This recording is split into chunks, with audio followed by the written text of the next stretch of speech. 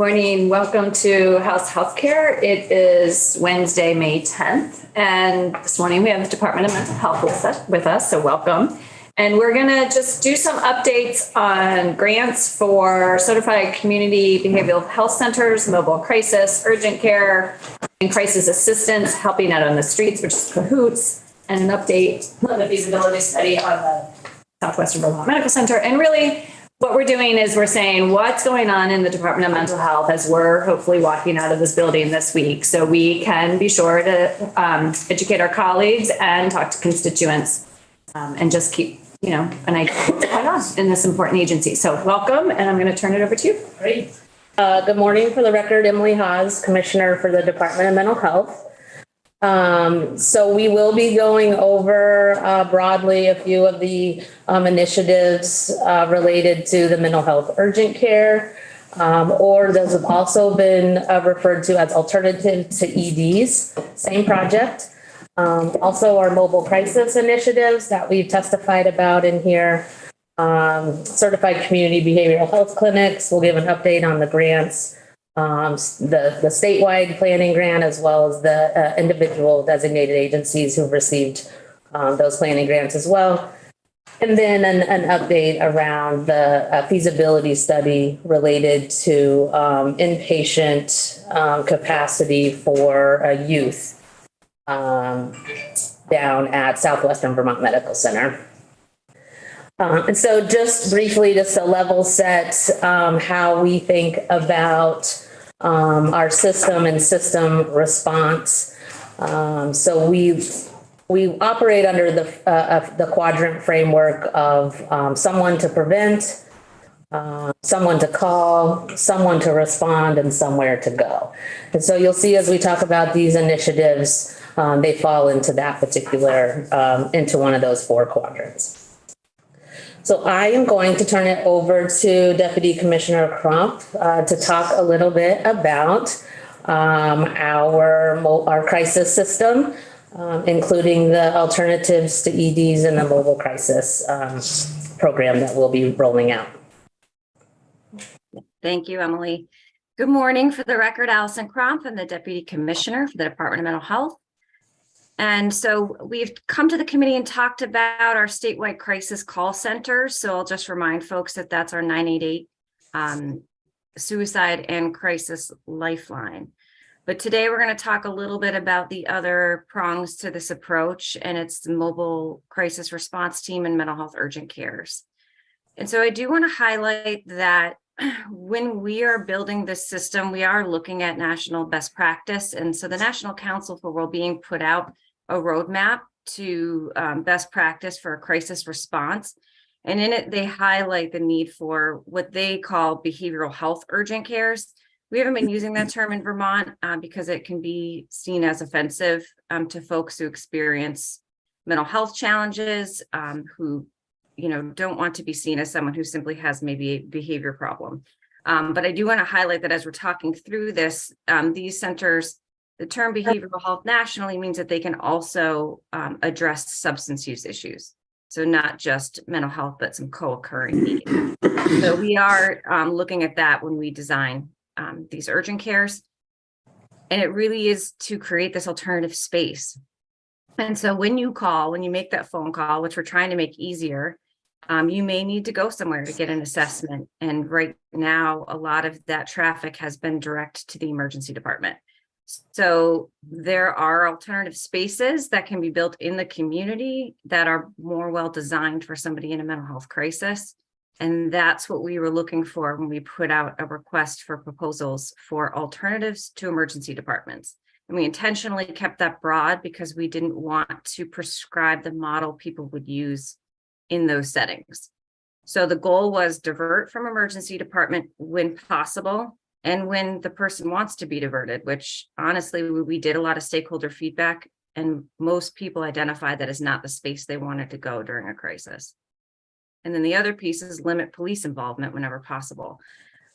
We've seen, and I think this committee is well aware, that although there's been a lot of work done with police departments, with training, that when you are when you do get to that step, there's a higher chance for legal involvement and criminal justice involvement, and then that can carry with you for the rest of your life.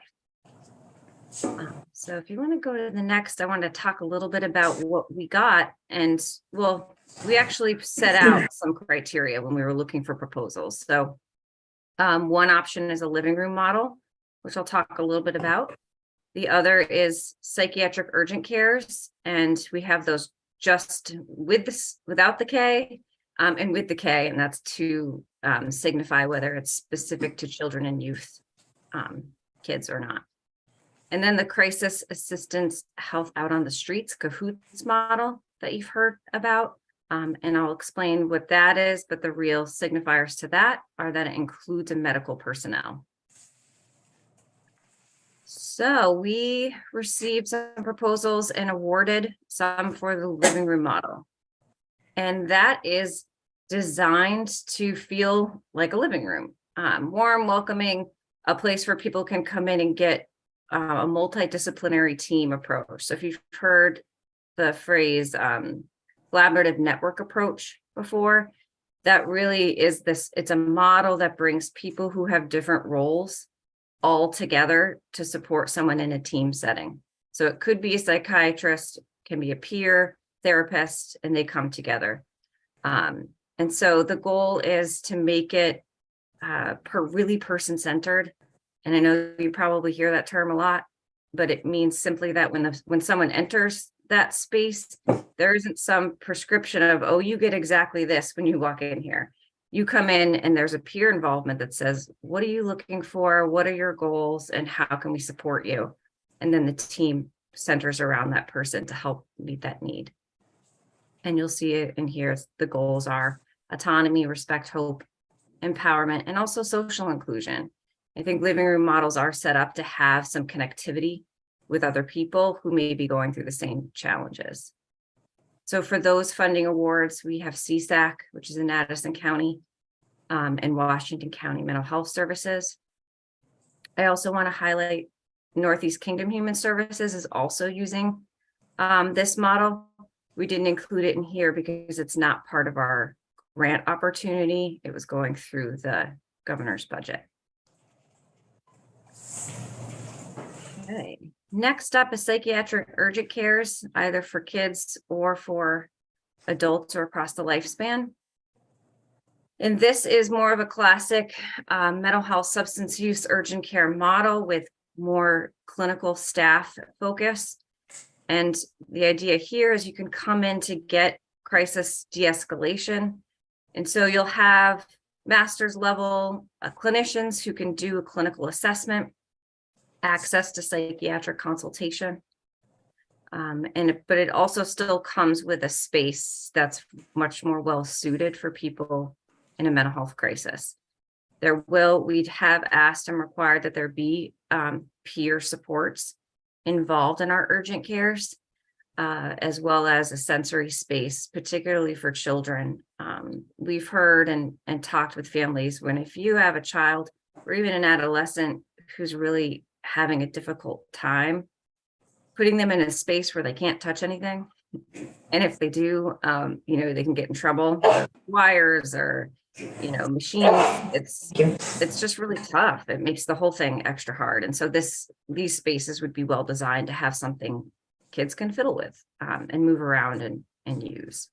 And Allison, we have Puck with the kids today, right, in Lamoille County? So that's in UCS in Bennington County. And Okay. I did want to highlight that Puck was developed through an innovation grant that has since expired. And so this opportunity from the state is allowing them not only to continue that Puck, but also they are looking to expand the hours into the evening. Great. I remember, I don't know when it was, who was still on the committee, but we heard some great things about their program down there. And then, the one in Howard at the Howard Center, so that's a new award just being set up? Yes. So these have come sort of in a phased approach, and the Howard Center submitted a proposal that included other partners. And we were pretty excited about the folks who came together and really put some thought into this. And so they include UVMMC, the medical center, and the Community Health Center of Burlington. And then there's been some talk with Pathways about whether or not they're going to be involved, but right now they're looking like they're more of just a referral option. But I bring that up because it's a collaboration between them. And that was, to me, I think what they've seen was there's been a specific need in Chittenden County where the medical need was sometimes really driving the people going to the emergency department, and having a space that didn't have some of the nursing components and some primary care pieces, so that if somebody, say, has a laceration or something mild or moderate that doesn't require emergency department, they wanted to be able to meet that need there. So those three partners have come together to propose a space that would be help managed by the medical center and the clinical services and support from the Howard Center and the health center. Alyssa. And just to be clear, that's just adults only. They don't have a Huck with a K, Howard Center. Right now, they are focusing on adults. Okay, thanks. Great, thank you. Topper. So what happens at the end of the day if a person is still in the crisis mode? Yep, no, that's a great question. So we're thinking of it as no ingredient that we're putting forward here is going to solve all the needs for every single person entering them. And so when we know if somebody is assessed in the community, or which mobile crisis response can do, and they are going to need, they're deemed a danger to themselves or others, meaning that they might be involuntarily hospitalized, or voluntarily they're saying, I really need to be in an inpatient setting, they're not going to be a good referral option for these settings. At the end of the day, there is no space, except for the one exception is the NKHS project. That's not being paid for by this funding, and they are attaching some beds. For this funding, which is HCBS FMAP, meaning home and community-based services, Medicaid is not paying for anything where somebody would stay over. It has to be community-based, 23 hours or less. So at the end of the day, we're looking at right now, what respite options are there? So there's a lot of talk about peer respites, where someone is not at a space where they can go home, but they don't necessarily need inpatient, and with supports could manage. So we're looking at opportunities to expand there. And the other is a big piece is going to be safety planning. So again, not everybody needs inpatient level of care, but without a certain amount of support, sometimes they get pushed in that direction. So I used to work with kids and families, and we had kiddos who we knew needed something, but we could manage if we put a really good plan in place. And we would do that for 2 to 3 days until they could get the ongoing supports they needed. So that's going to be a heavy component. And then the third option that's, I think, the one I haven't said out loud yet, is some will have to go to the emergency department still. And to remain safe until they can go inpatient. Thanks. We'll do one more question, then we'll move along. Leslie? Hi, Allison. Thanks a lot. Good to see you again. I'm looking wherever. Do you have a time frame for the rollout of these programs? Each proposal has a different timeline. And so when they put in their proposals, they said, this is about how long it's going to take for us to stand them up. And so that'd be something to report on accurately. I'd want to go back and look through. But the money that we have to spend on this needs to be expended by 2025. So if that gives you an indication, we aren't looking for a 2 years out implementation. These are things that had dates within 6 months, 9 months. Thank you. So that leads me to the thought that we get these up and running and they are successful, and then we need state funding to continue it. So not now, but at some point, I'd love to see, if possible, kind of what the criteria is for tracking success. so we can make sure we're ready for that when the time comes. Hopefully, they're all going to be very successful. All right. They said one more question, and then we're going to move on. Yeah, I'm not even sure if it's more of a question, but it kind of plays into what you just said. One of the things that I have a hard time wrapping my head around, and I'm sometimes frustrated with, is how much we rely on grant funding and the disparities between the different DAs. And, do we have a plan going forward of, having these things statewide and having them funded with state dollars, not grants? I mean, it seems like we have a lot of grant funding and then the grant funding runs out. And then we have nothing. So I don't know if anybody wanted to speak to that a little bit. Sure. I mean, I wish I had a really great answer for it. I feel like it's a problem that's been around for a long time. And the hope is, so when I say grant funding, in this case, it's the particular, it was particular Medicaid funding that was put forward. So it's a little bit different in that we had some freedom to design, this is what we want to use it for. And it was a choice of the state to use it for this. And all the CMS requirement was that it support people in home or community-based services, meaning that we couldn't invest this in inpatient care. So it was really the state's choice to say, we want to build a system that has good crisis components. The 2 years was an issue and with something that we're absolutely trying to think about. We just went to the National Council Conference, which is a big conference that state leaders can go to try to get where things are headed. And I will say I was slightly reassured that, the leaders on this in terms of funding are well aware that they're putting things in motion to serve the population for mental health urgent cares that don't have sustainable funding. And I do think some of this is going to be a need for CMS and Medicaid to acknowledge that, but it's still left with the state's issues that we've been having for a long time, which is Medicaid can't pay for all services for everyone. And that's something that we are talking about right now. And we'd be happy to, talk with this group about any thoughts you might have. Thank you. Great, thanks. All right, you can keep going. Thank you for that. So the CAHOOTS model has been renamed to Burlington Cares Team. And that is Crisis Assistance Response for Emergency Support. I think I got that right.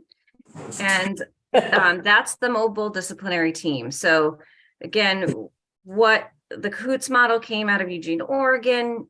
It's had a couple different iterations in other states, but the real ingredient that makes it CAHOOTS model is that there will be an emergency medical professional. So an EMT essentially working with a mental health clinician, and that 2-person team goes out into Chittenden County. They're dispatched. They can be dispatched through the city to respond in lieu of police, to have an opportunity to meet both substance use. And that's going to be the big thing about the EMT role, is that if there potentially is an overdose occurring or somebody's in a medical state where, prior to this, they would just go straight to the emergency department, that there can be some medical assessment on site to potentially divert that if it's not needed.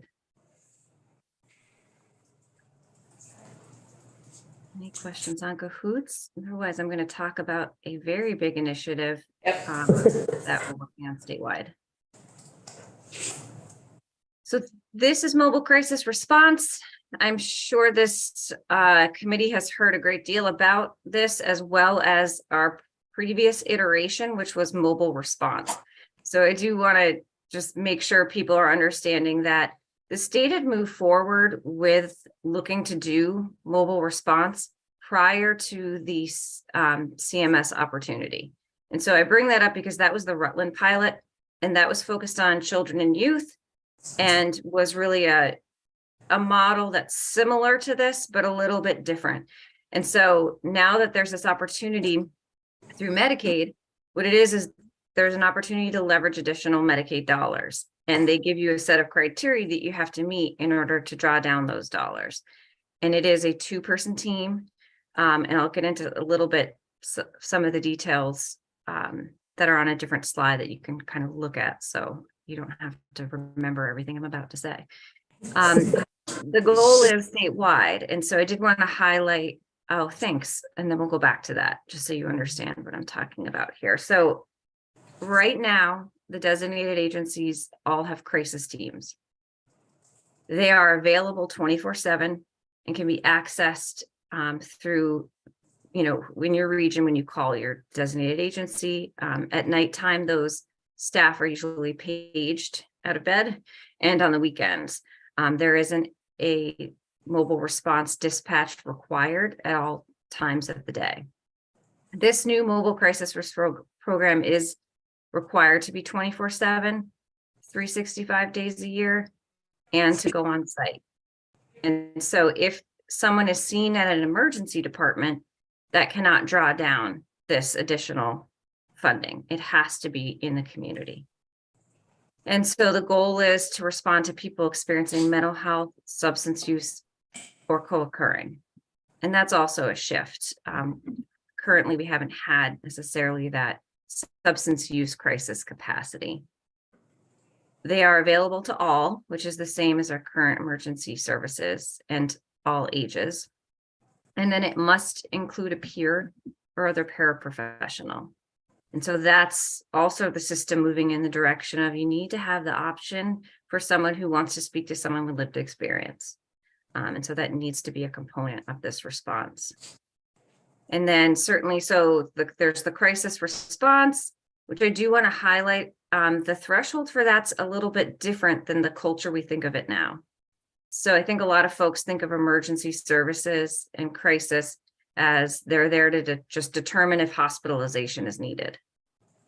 This mobile crisis response has clearly broadened why somebody would call and what would get a response. And what I mean by that is it's a family defined crisis.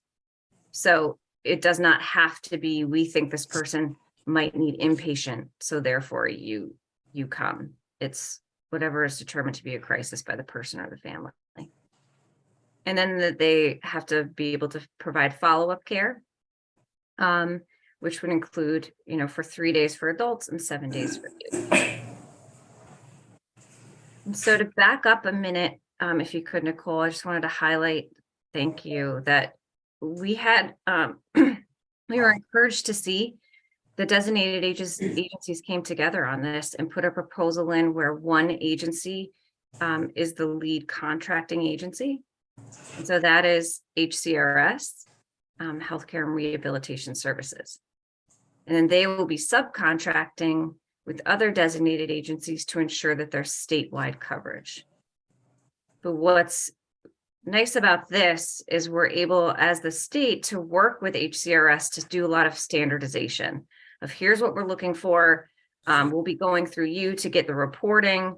And there's, the assurance that their statewide coverage is between us and HCRS at this point. And then they'll be working with all of their DA partners. With that comes some training and, trying to work towards standardized response protocols.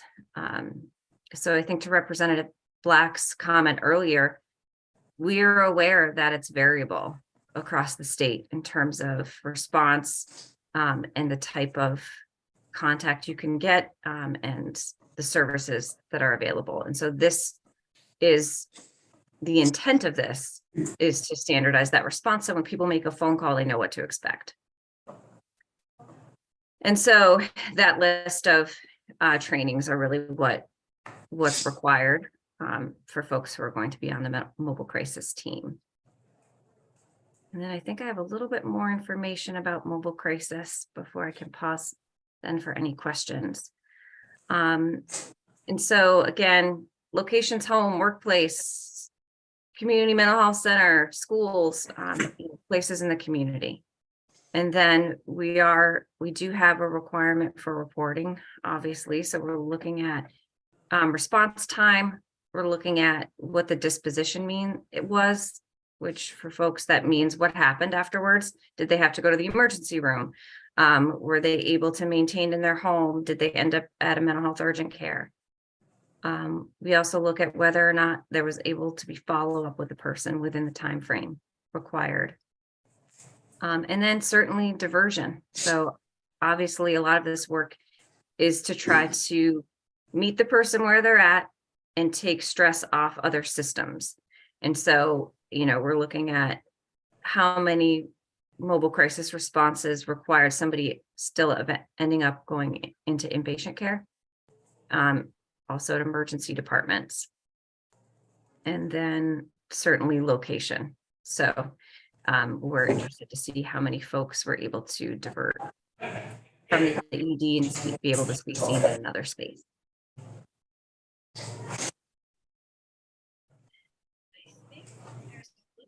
On this, so just in terms of timeline, this has been a big project, and the state has been really impressed with HCRS's ability to come to the table and plan for operationalizing this. And so that work has been happening over the past few months. And so you'll see there's opportunities for the public comment, and then we went through, and now we're going through the contracting process. And so if you have questions about the timeline, please definitely follow up with us. But I think the thing you'll be most interested in is that the go live date is set for September 1st of this year. Great. So we do have some questions, Allison, before we move on. Art and Alyssa and Topper and Daisy. Yeah, I had a couple questions, Allison. First of all, you answered it by one of them by indicating you've got a contractor that's doing all this work. I just wonder if the contractor can find enough folks, because I know when we turned up the Rutland Mobile Crisis Center, finding folks was a problem.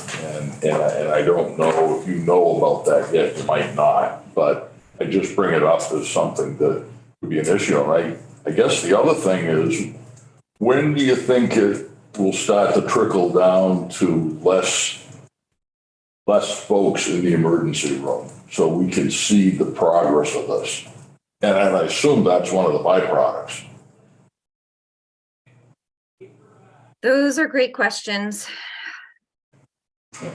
The staffing crisis is 100% an issue, and we will see it in the ability to staff and implement this program. What gives us hope is that a couple things. Mobile crisis response is something people have been interested in for a very long time. Absolutely. And so we are hopeful that this is a type of role that people are going to want to do. And also it expands the type of staff who can do the role. So for example, peers, that's something that we haven't fully tapped into, that will now be a new type of workforce that we can draw from. Another is the substance use world. That's a space where we can now draw from people who have recovery backgrounds and substance use backgrounds, as opposed to just master's level licensed clinical social workers or other folks that have been really hard to find. So also that with this draws down additional funding, which the hope there is that then that can drive up staff salaries. So that's one piece. I think I will tell you already we've seen a culture shift, knowing that this is where we're going, and the CCBHC conversation ties into this. For CCBHCs, it's required to have mobile crisis response. And so for any of our agencies who've been planning towards that, they're already thinking about how we can divert from emergency departments. And our latest data does show that there's been a decrease in wait times for adults and youth at emergency departments.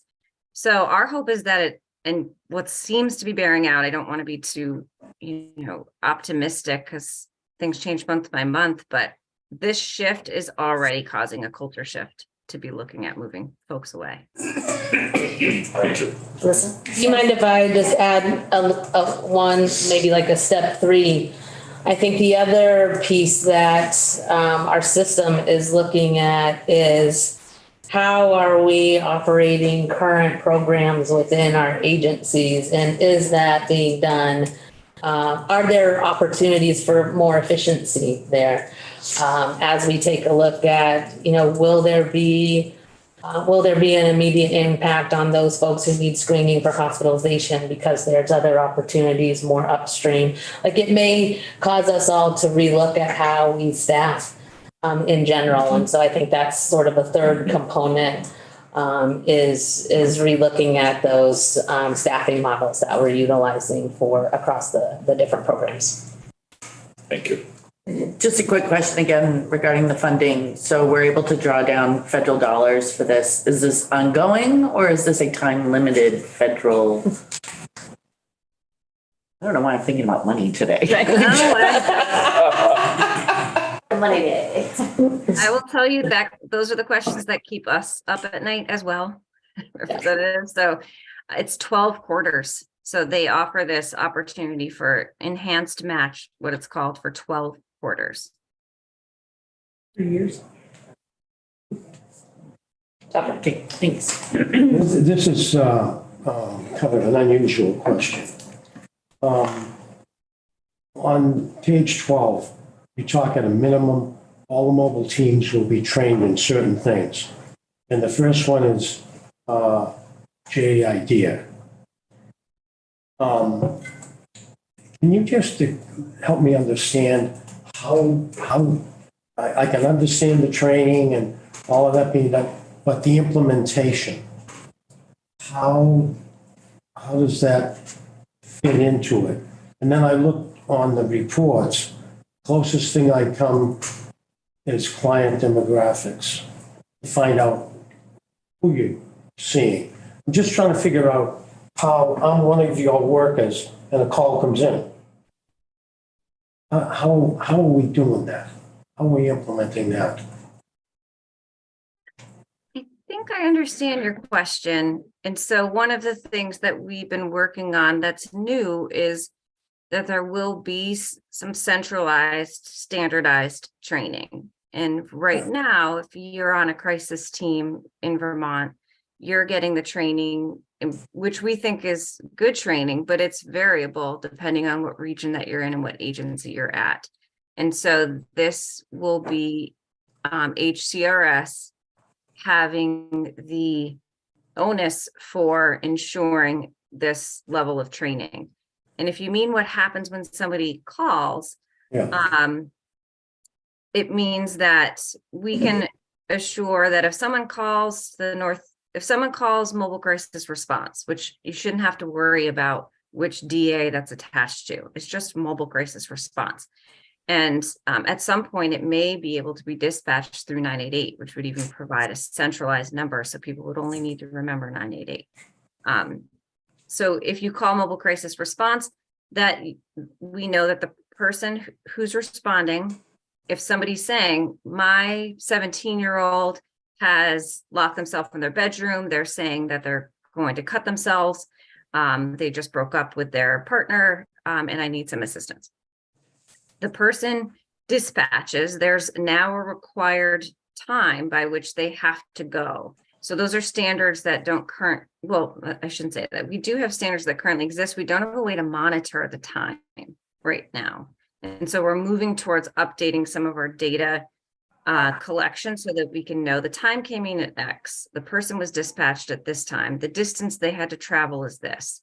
So we're able to see how we're doing with actually responding to folks. The J idea is that we know that people with different cultural needs and backgrounds are going to require different responses, and that it's required for the person who go out that they are able to manage any type of issue while keeping the cultural inclusion and all of those pieces in mind, so that they're not just coming out and applying their own bias on someone.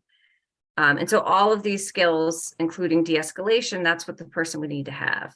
And then, so they go out, they go in, and they, this used to be my job. I think about standing outside the door and talking to a youth that you build a lot of skills in talking to adolescents, but from there, you're connected. So now we're talking, okay, we got through this.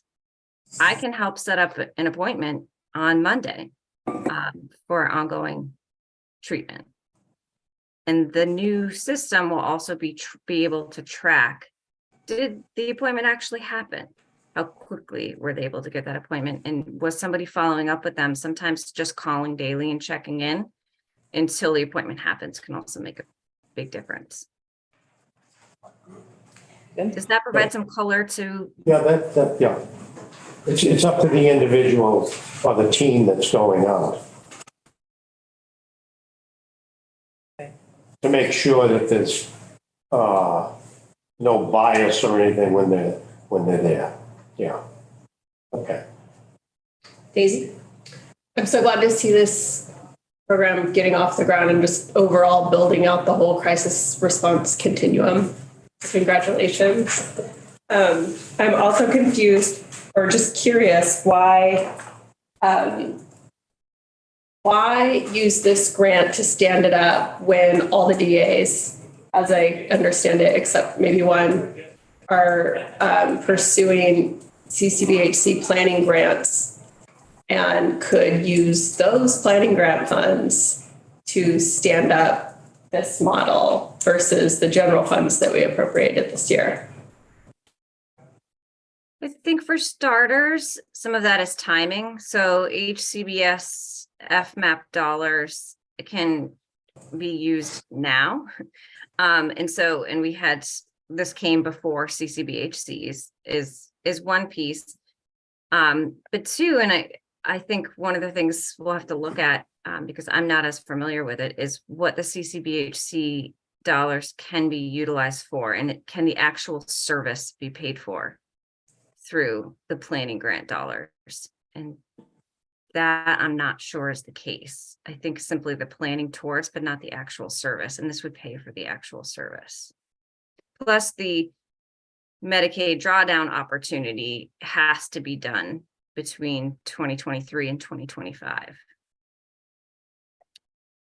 I don't know if Nicole or Emily have any additional thoughts on that. No, this is Emily Allison. That's along the lines what, when we think back about the rollout for mobile crisis response, understanding that we have a need now, we have an opportunity to draw down funds now. And 4 of our designated agencies have those planning grants, not all. And so from our perspective, being able to access an opportunity for our communities now versus, a year, 2, 3 down the road, when you weigh the positives and negatives of that, we want to get folks that support now. One last question, and then let's move into CCBHC so people understand what that is. On the 12 quarters for the funding, does that start on the go live date, or is that already started? So we start the clock. Okay. So right now the plan is to start at the go live date. Okay, great. Thank you. All right, CCBHC. Okay, so this gets turned back over to me. So I think we've testified a little bit in this committee around CCBHCs. Very little. Which stand for Certified Community Behavioral Health Clinics. And so what a CCBHC is an agency is able to provide a comprehensive range of mental health and substance use services, excuse me. They serve anyone who walks through the door, regardless of their diagnosis or insurance status. So what are the requirements of a CCBHC? So each designated facility is required to provide access to integrated evidence-based substance use and mental health services, including 24/7 response and medication-assisted therapy. So if folks aren't aware, medicated assisted therapy is treatment for those with opioid use disorder, such as buprenorphine. For a level set, when you look at our current designated agency system, not all of the agencies within that system are a preferred provider for substance use services. And so our partners at VDH, where the substance use service team is, designate providers across the state to provide substance use services. And 8 out of the 10 designated agencies are a preferred provider, but 2 are not.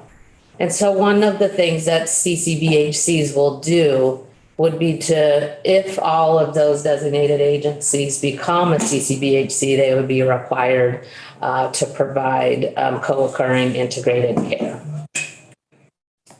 Additionally, a CCBHC is required to meet strict criteria related to access of care, the quality reporting, staffing, in coordination with social services, criminal justice, and education. And as I walk through this, I think a little bit about your question, Representative Black, related to consistency and being able to offer a consistent package statewide. And when we think about CCBHCs, that's an excellent framework in looking at consistency in services delivered, as well as quality reporting, where the different agencies are all reporting in the same quality metrics in the same way. And then the third level is receiving cost related reimbursement funding. So a CCBHC is designed to support the true costs of services. And so it has built-in transparency and accountability that allows state leaders to make more deliberate decisions to meet the needs of the populations served.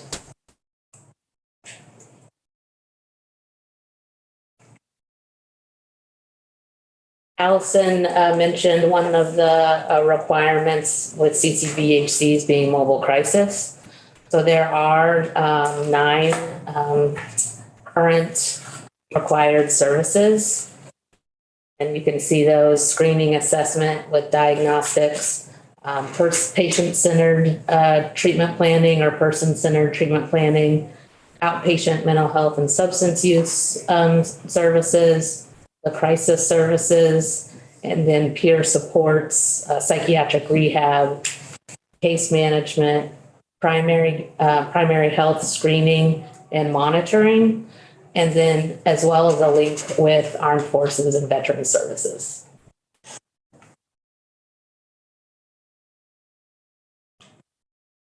Like I mentioned earlier, we have 4 designated agencies who currently have planning grants to design and move towards implementation. So as you can see in this map, those 4 agencies are Claire Martin Center, Healthcare and Rehabilitation Services, Northeast Kingdom Human Services, and Rutland Mental Health Services. Leslie and then Melanie. Thank you. These are all really interesting, but there seems like there's overlap between this, and how does it get when so you understand my question. If you have the CCBHC doing mobile crisis, and then you have the mobile crisis teams doing mobile crisis, how do they intersect, or do they not? How does a person in the community know which way to go?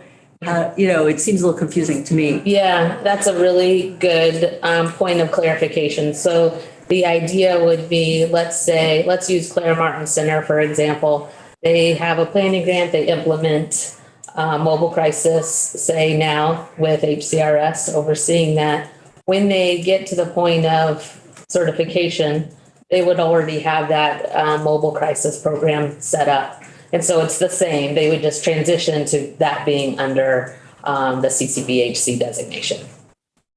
So can I just clarify? So part of the CCHBC requirement is to have mobile crisis.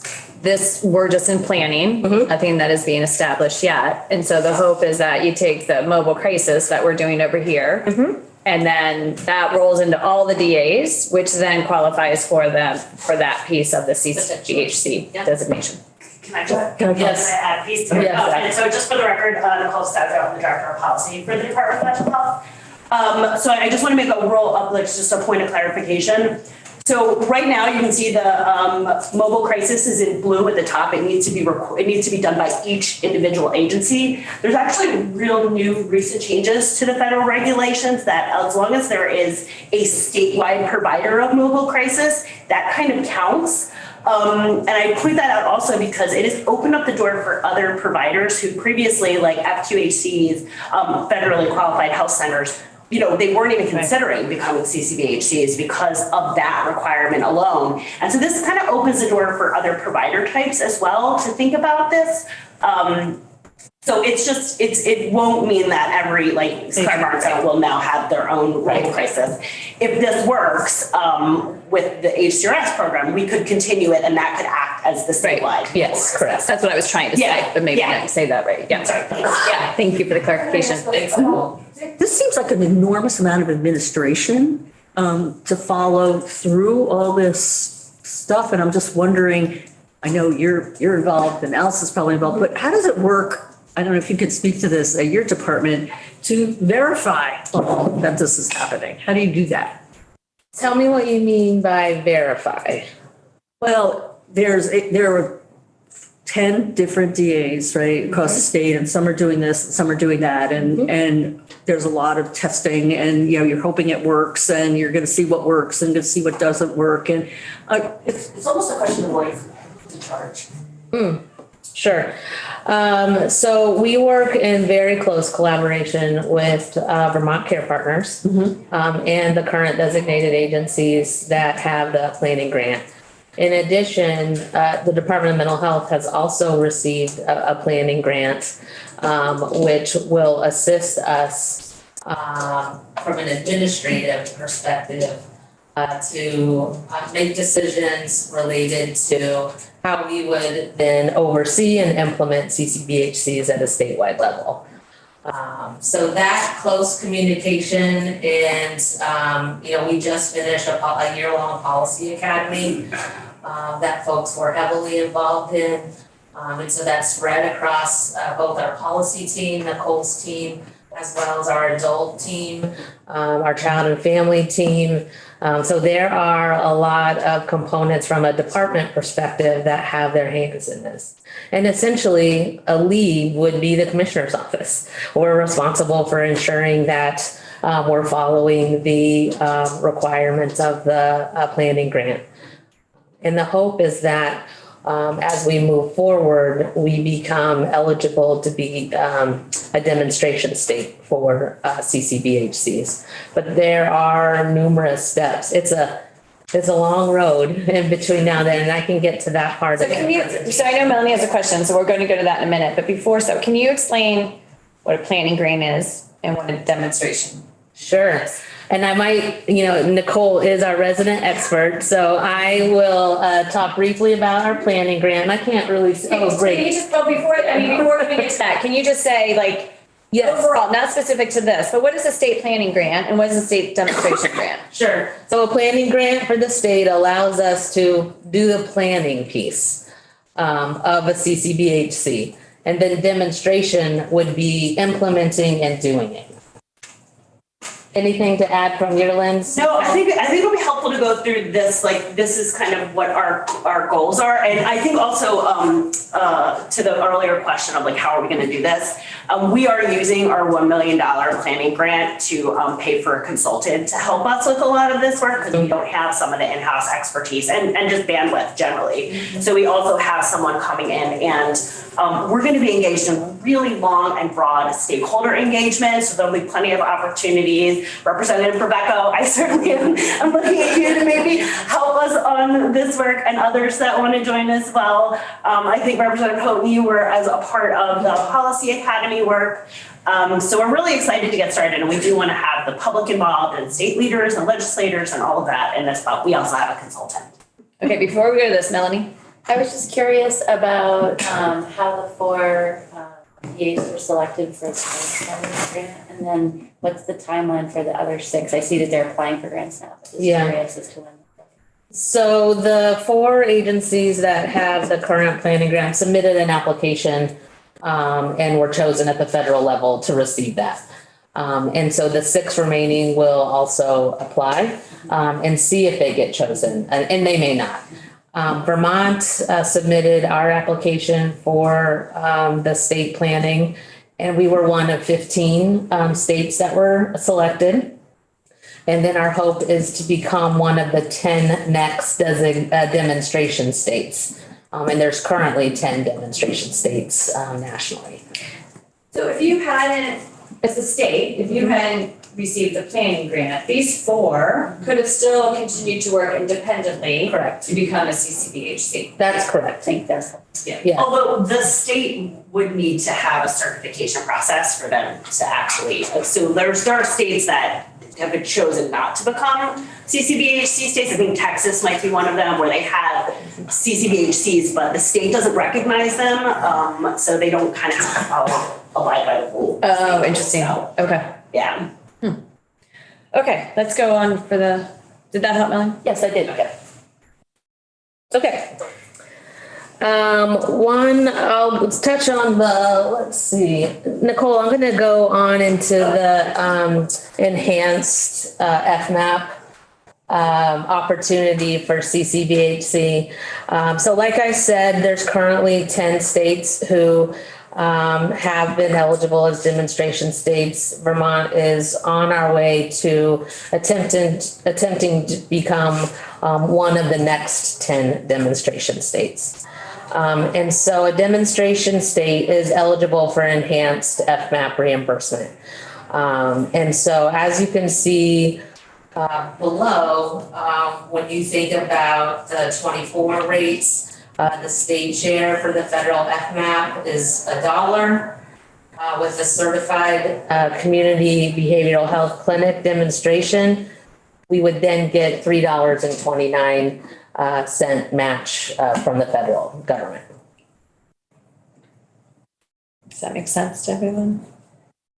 But we don't have this though as part of the planning grant. This would be. That would be once we're a demonstration state, we would have access to that higher reimbursement. Okay, Leslie? I mean, yeah, I'm just confused about gross. Is gross $1 plus 230? No. No, so it's $1 plus 130. Yeah, so Right. it's essentially to say like $1 of our general fund purchases right now $2.30 worth of services. So for that same dollar under a demonstration state, we essentially get a whole extra dollar worth of services that we can purchase that can help pay for all the extra services that the DAs would, or whomever, the CCBHCs would need to do in order to meet the criteria. Yeah, the slide just confused me about what gross meant compared to. Sure. Yeah, Yeah, that makes sense. yeah. So any questions? I guess my question is around the planning grant. Or if you're, go ahead. I was gonna say, go back to that slide and maybe that will, are you gonna walk through that slide? That might answer my questions. Sure. So as we stated, in March, we were awarded a statewide planning grant. And so that, as Nicole highlighted, helps us solicit stakeholder input, creates and finalize the application process and review procedures for the clinics to be certified. It assists the clinics with meeting certification standards. And then it also helps us establish a bundled payment, developed an enhanced statewide data collection, which is not something that we currently do, as well as statewide enhanced reporting capacity. And then at the end of that, we'd be submitting a proposal to participate as a CCBHC demonstration site. Okay. You might be heading toward this, so stop me if you are, but I know you were going to get into the money section next, and I often feel like it's easy for us to go down that pathway of, payment and payment reform and that being sort of the incentive here for advancing integration in healthcare. But I think this is really kind of the golden nugget in that you can set the certification standards here. And I don't want us to overlook the power of that. Like, yes, there are the federal certification standards that the planning grant can help get clinics up to. And I think there's a lot of value in that alone, just these planning grants where you really streamline operations, and that investment makes that $1 in our general fund go that much further. Correct. Like at the time that you will be getting the clinic certified, you will actually be investing our money in a system that is clean, that has efficient back office operations, that has good data systems. So we're not putting garbage in and getting garbage out. And I'm not saying that we are now. I'm just saying that the investment will be a solid ROI. And I think some CCBHCs, I don't know what the percentage is now, but they're delivering same day access. Our wait times are going to be better. I promise Emily didn't pay me to say that.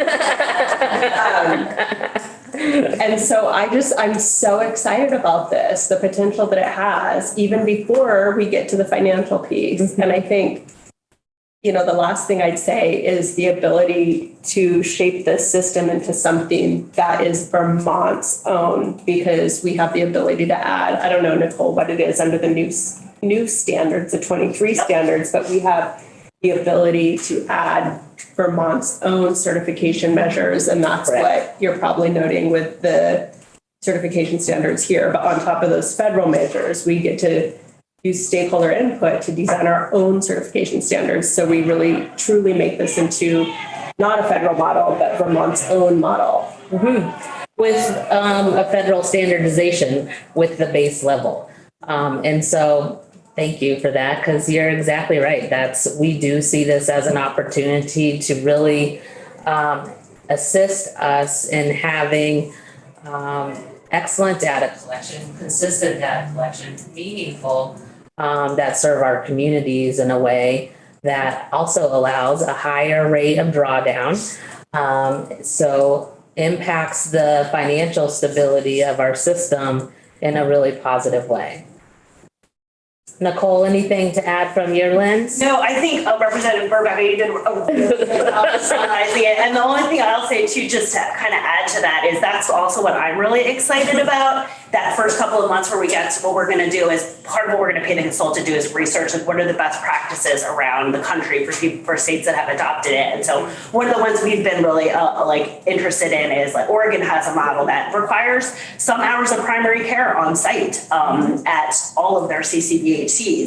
And that's like, it's an add-on. So it's like not a part of the federal requirement, but it's a state requirement. And so we're like, oh, that, we can see, especially for children's care, like that could be really beneficial. So we're very excited. We'd love to, as I said, have you participate in helping figure out what those state criteria could be. Because I agree, and I think that was a point earlier in the slide, like we get to make really deliberate decisions as state leaders. There's a lot of transparency into like what is out there, what we're paying for things, where we're investing our money, and we can be real deliberate in a way that I think is just not possible to the way our data is now and how things are. So it's very now that the FQHCs are even more interested, I think Vermont could do some really groundbreaking work. Yes. Because that was key. Yes, agreed. I know Ellen has a question and then Topper. I'm done. You're done? As you go through this and it develops and let's bring it all the way along, it's working. So do you see major changes in the designated agency model that we have now? I think what my definition of a major change might not be somebody else's definition of a major change. I think we have an excited group of agencies who also see the benefit of what a CCBHC can bring to our communities. So I don't see major shifts in that the populations they're serving are likely the same.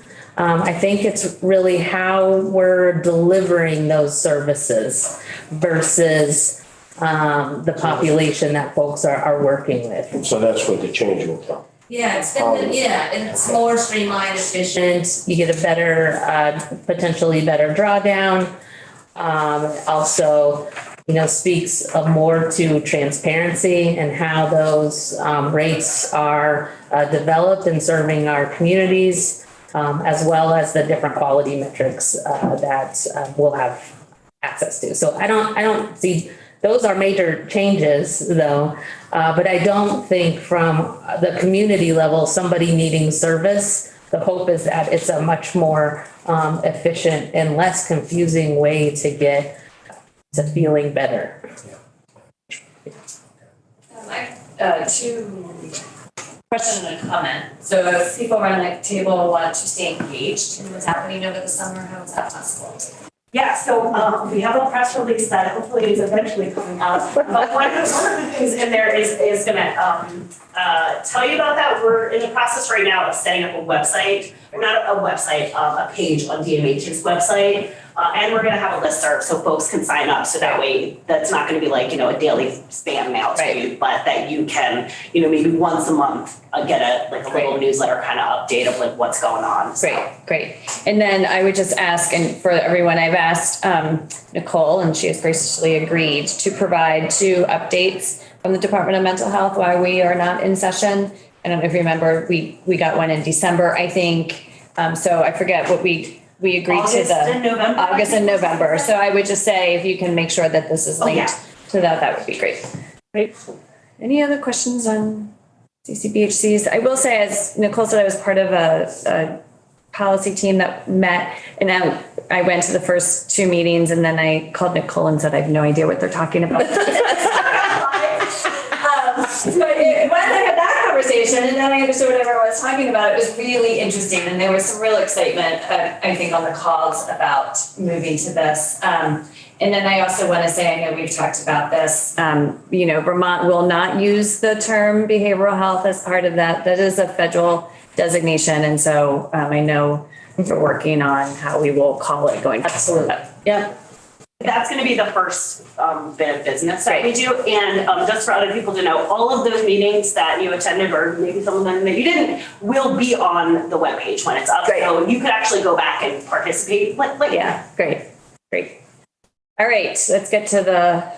I just get what you just said. Yes. About behavioral health. So CCBHC stands for Certified Community Behavioral Health Centers. Right. Department of Mental Health will change the name, so we're not using behavioral health. Good.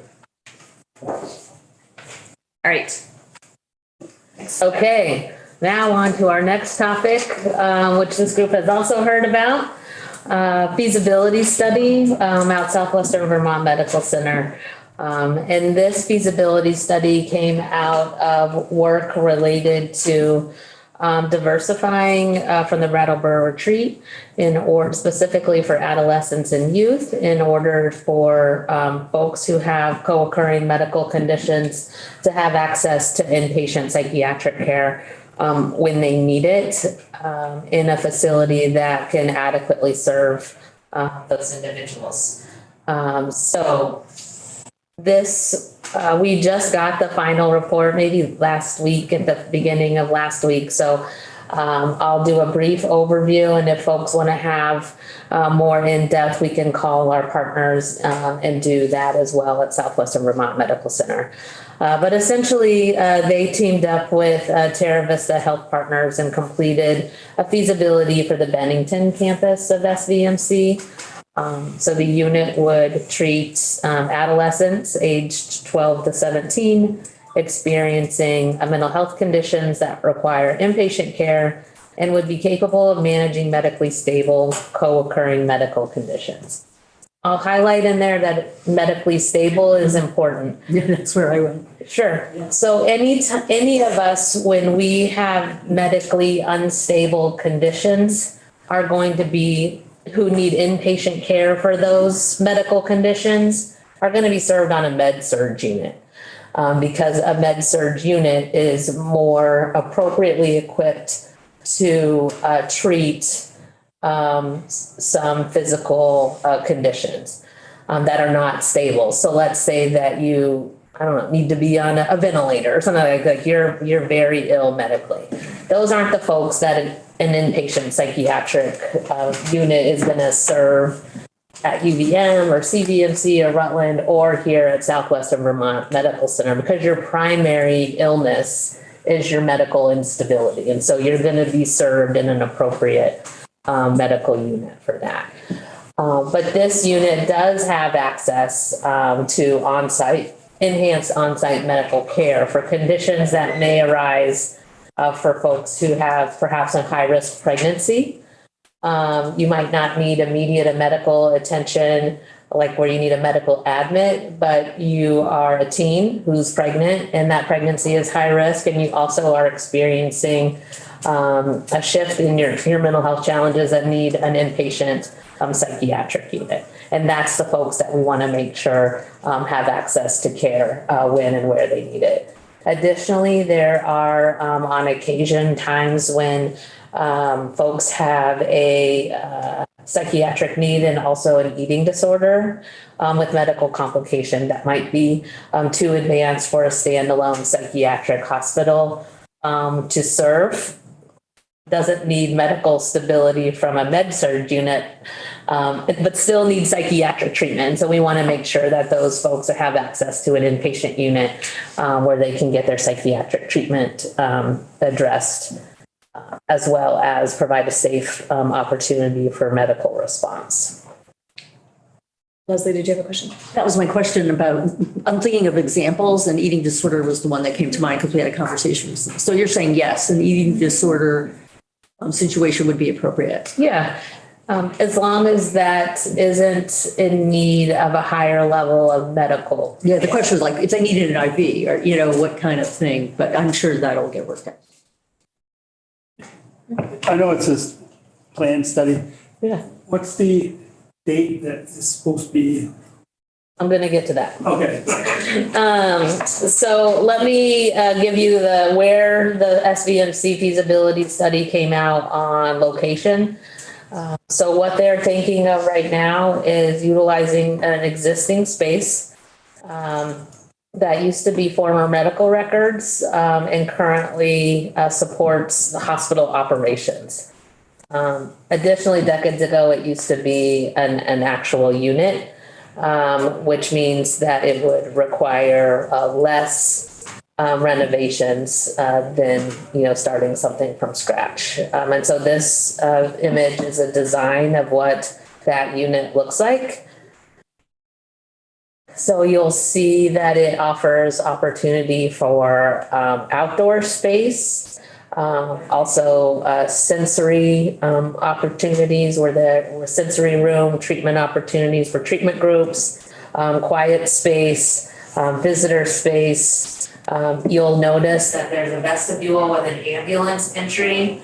That's an opportunity should one arise, depending on what's happening in their emergency room. An ambulance could come and transport somebody so they don't have to go through that emergency room to get to the right level of care. So this is the initial planning for what that unit will look like.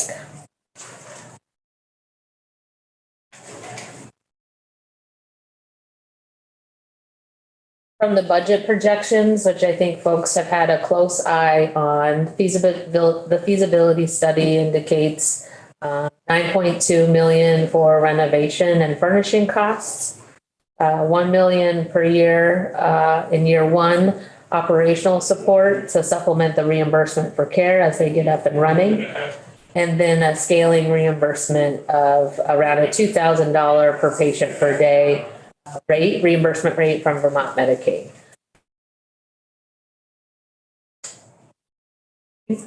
Any questions? Okay. Okay, here is the proposed timeline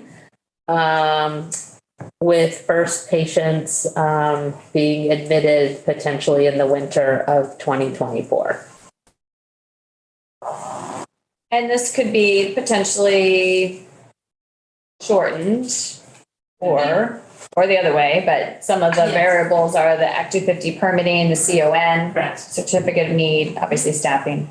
They've done a nice collaboration with Dartmouth Psychiatry, and we feel very confident about that partnership with SVMC and Dartmouth. But yes, certainly, anything could throw off in one direction or another. But this is the current proposed timeline. We're excited about that. So we do have a meeting scheduled with our SVMC partners tomorrow, which will be our first opportunity to walk through the feasibility study since it's been in its final stages. I don't know if this is the time to ask it, so if it's going later on in the presentation, please just let me know. But from my experience, a lot of the work that's done with inpatient adolescents and children requires families to be involved. And so I'm curious, both of our facilities will be in the South and there are families all over the state. And I'm wondering about assistance for transportation and help for families to be able to access their child. Sure, that is great. And that is something that we're always working on is getting access, because we also have numerous kids who are out of state because we don't have access to this level of care in state. And I also know that there's concerns about Brattleboro Retreat being in the South and this being in the South. And we didn't have control over who responded to the RFP, but we work closely with families and the facilities serving families to make sure there's as much access as possible. That could be on-site, that could be telehealth access, which has grown exponentially. But we also will work to get folks to see their loved ones for sure. That could be a limiting factor, Absolutely. being able to even have enough gas to get down to your Absolutely. child. So just would be really curious to see what kind of things would we put in place or resources where we could help families. Yeah, absolutely. And I think that's a cross-departmental approach too, with DCF and other AHS partners, depending on what that family's needs and resources are.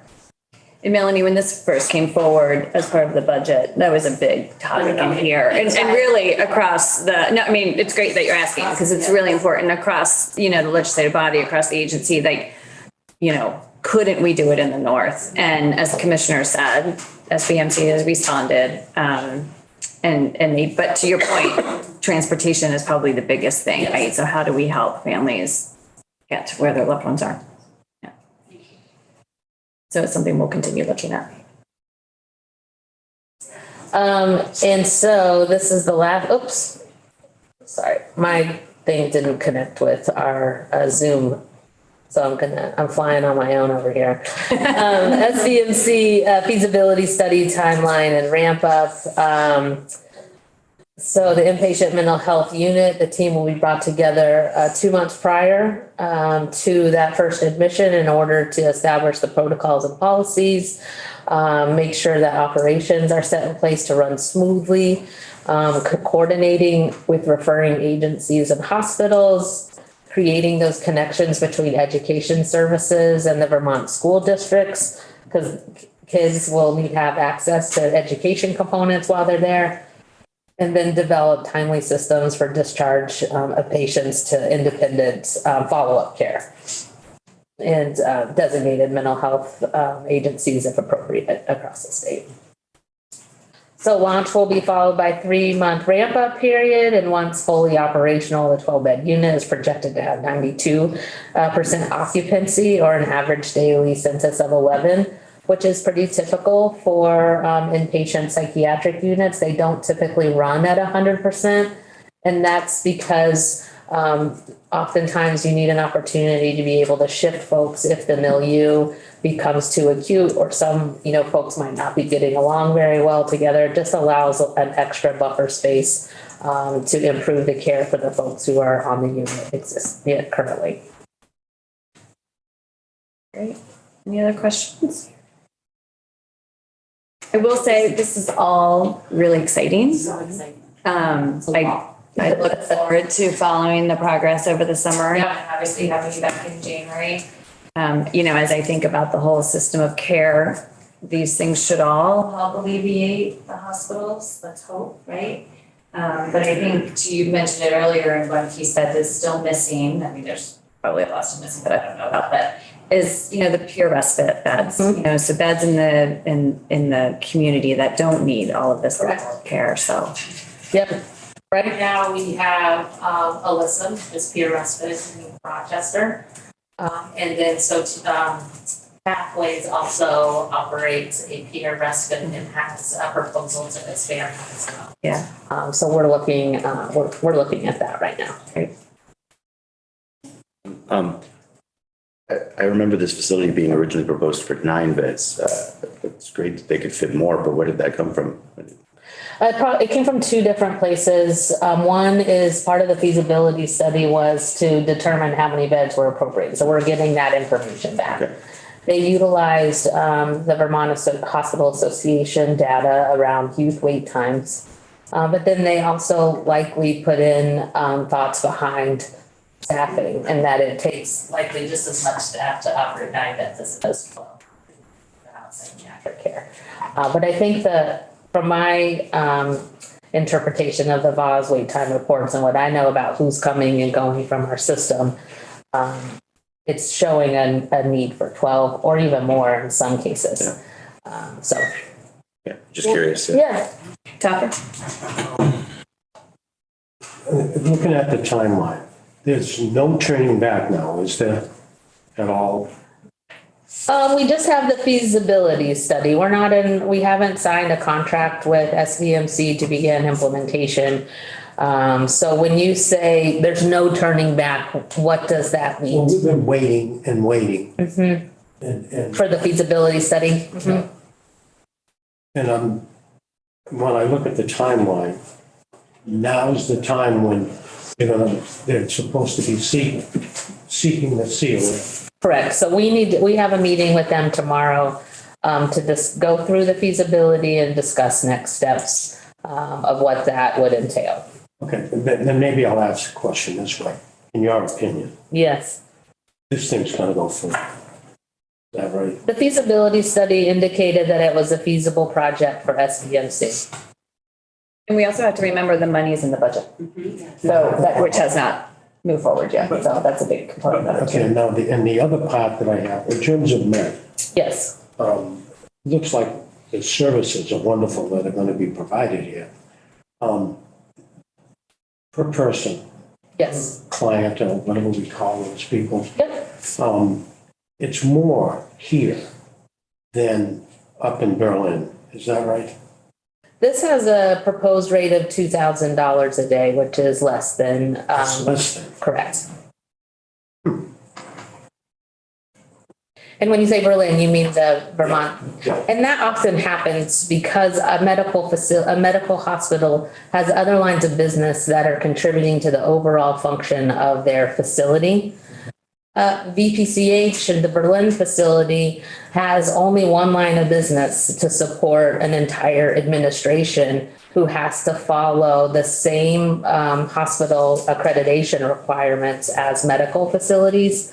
And so you oftentimes see a rate higher because that's the only line of business coming into that facility. And if I could make one request, Madam Chair, and maybe you've already done this, I don't know. We have places now in beds, Rutland, possibly here, Brattleboro. Have you put together someplace where all these beds are, how many they are? Oh, yes, we have. So we I know have you do, that- I'm just, Yes, so we have that listed as a pyramid of all the level of services and beds that we have, which is behind me. Is that in our is presentation? that in here someplace? It is in our presentation. in there. We're gonna laminate it and we're gonna put it. It's in You there. should. Oh, it's the next slide. Well, at least it proves you don't move ahead. You listen. See, I'm listening to what you say. We also, I think at one point had an actual like map of the state of Vermont taken around with the same information, but the pyramid, I think, digests it in a much more simpler way for folks to, it also highlights that our foundation is our community resources. Our foundation to the success of our communities is that bottom layer.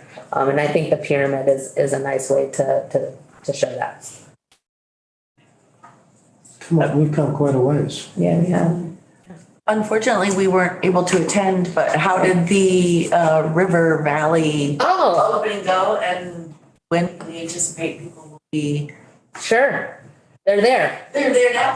Great. So I think, part of the, I think, rush to do the opening, unfortunately during a day when legislators were in committee was because it got finished and we didn't want to delay the transition of the residents out of the current Middlesex facility to River Valley.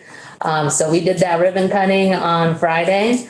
We're going to do a press release. We didn't even get a press release out yet for it. So we'll do a press release for it because DMH and BGS are very proud of that building and how it came together on time, given the challenges around construction materials and such. And they moved in on Monday. Congratulations. Yeah, so. Thanks for inviting us. Yeah. And what happens with the Middlesex thing? That's a good question that I don't know. We're still cleaning that out and that will go back to BGS and some decisions will be made about it. The state owns the land. I believe the state owns the land and the trailers were FEMA trailers. Right. And I don't know if FEMA wants them back. Probably not. But that would be something BGS would likely happily answer. That's really, really great news. It turned out beautiful and the residents were super stoked and yeah, it's a happy group. So it's staffed and ready to go and they're scheduled to have a first new admission or May 22nd, the week of May 22nd. So. Do you have a question? So thank you for all your help with that. Yeah, no, That's exciting to know that something that was, decided on in this, part of the decision was in this committee. It's exciting to see it come together. and it was really nice just to see the, expression on folks' face when they walk in. They have a full-size bed instead of a twin-size bed. They have their own bathroom. So we're really excited for folks to be engaged in that therapeutic environment. So thank you to this committee for that. Great. Thank you for being here and walking us through all this, and we look forward to seeing you. I'm sure you'll see us again. Yeah.